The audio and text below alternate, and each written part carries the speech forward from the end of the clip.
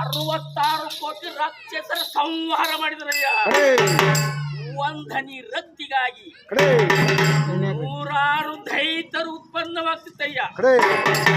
ನೂರಾರು ದೈತರು ಉತ್ಪನ್ನವಾಗ್ತಿತ್ತಯ್ಯ. ನಮೋ ನಮೋ ತಂದೆ ಶಂಕರ. ಇದರ ರೂಪ ಏನು ತಂದೆ?